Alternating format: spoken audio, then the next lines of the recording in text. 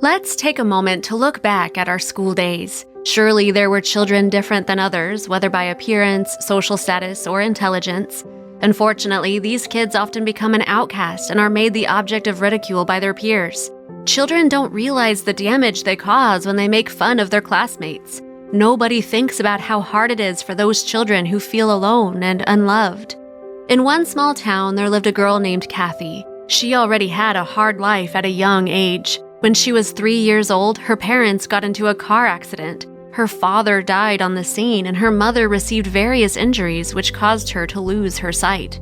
It took Kathy's mother a long time to recover from this terrible tragedy. She could not adapt to losing the breadwinner of the family and being unable to provide anything herself due to her inability to see.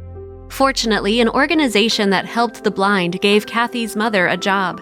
Kathy remembers going to her mother's work after school. They would go home and prepare dinner together, and then she would do her homework and go to bed.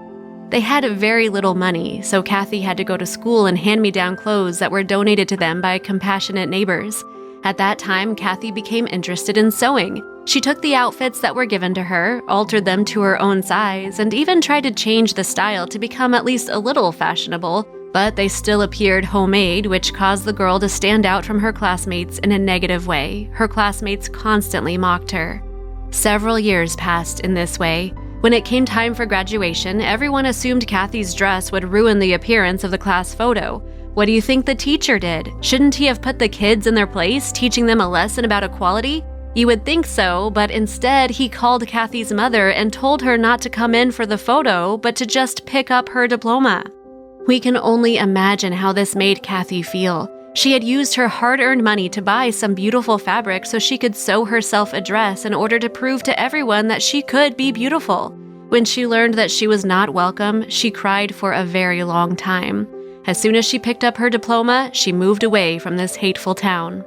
10 years passed, and Kathy's high school reunion was approaching. An invitation was sent to everyone to meet in their small town at a local cafe so they could catch up.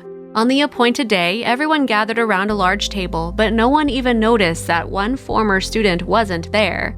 The group didn't have much to talk about since no one had left the small town. Someone grew up to be an accountant, another managed a local company, others worked as salesmen and cashiers. Most of them could hardly make ends meet.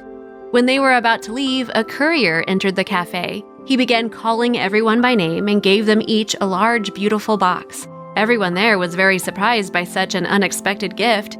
They sat and wondered who it could be from, but the courier said it was anonymous.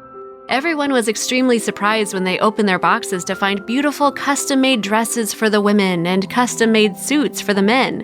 Every package contained a letter that said the same thing. It was from Kathy, and it read, "Hello, my dear classmates. Unfortunately, I could not come from Milan to this meeting, but I sincerely wanted to give each of you a gift.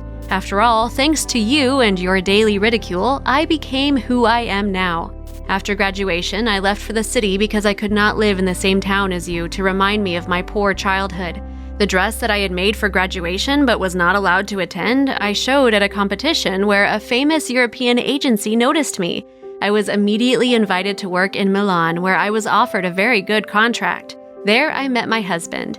Now I am not poor Kathy. I am Catherine Taylor, and I have my own design salon.